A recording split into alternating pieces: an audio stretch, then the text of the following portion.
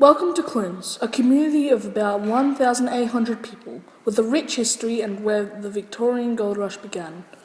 Futures Dreaming is a project at Clunes Neighbourhood House where residents are asked about past accomplishments and challenges, as well as dreams and concerns for the future.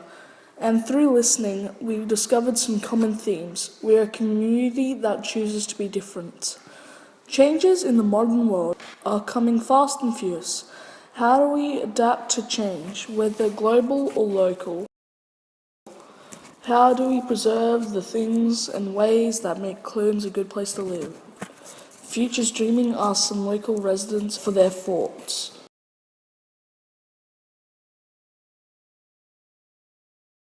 Everybody is so welcoming, it's just crazy. It feels like there's less of a drive to have material things. And people, generally speaking, seem satisfied to have enough. I'm a strong believer in not so much about restoration but preservation of the history. The history of learning being very much a community space as well. You help them develop the self-confidence to be able to apply those things. I think is really pretty fantastic. And we came up with the most quintessential thing about Clunes was discovery. So when we combine the skills together, it's powerful. Yeah. And I think that that's the thing. So let's always listen to each other. We are a part of this community, we live here. Why can't we make the decision on how our town works, how our town looks after those in need, how our town does things?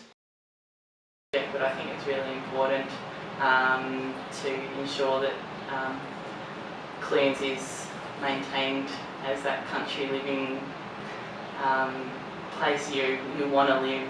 Having that support for our youth is really important to help them get the best out of life. Yeah, Clunes has an amazing community and anything's possible. I think we can do amazing things here.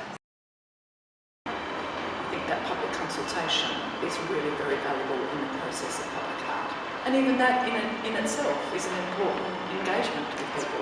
I invite all, from all levels of expertise, to come in and be a part of what that is like, to be able to put their work on display, to be able to stand strong in their creative conviction, to be able to take evaluation and feedback on their work so that they can evolve and progress, and to bring them into a community. And that would absolutely attribute to the holistic approach to art. Absolutely.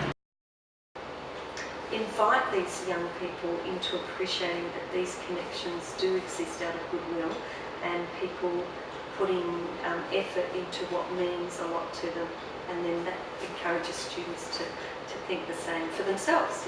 There's been some wonderful initiatives here in the community around connections with global context, and for the students to appreciate that things that happen here can help and assist or make a difference elsewhere. We have the biggest continent on Earth. We don't need, really, I don't believe we need to be living on a postage stamp. A lot of people choose to do that with our new developments, but I think there's always a aim to own your little piece of the world, whether it be a house and a quarter acre or whatever.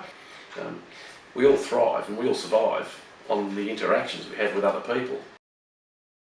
So yes, your long-term health, for your physical health, your mental health, emotional health, all of those benefit from having a garden. I think it's more important that we develop sustainable gardens through a knowledge of what plants to use and what plants will be most effective. From a rural sociology is that the people like the town and they really own it.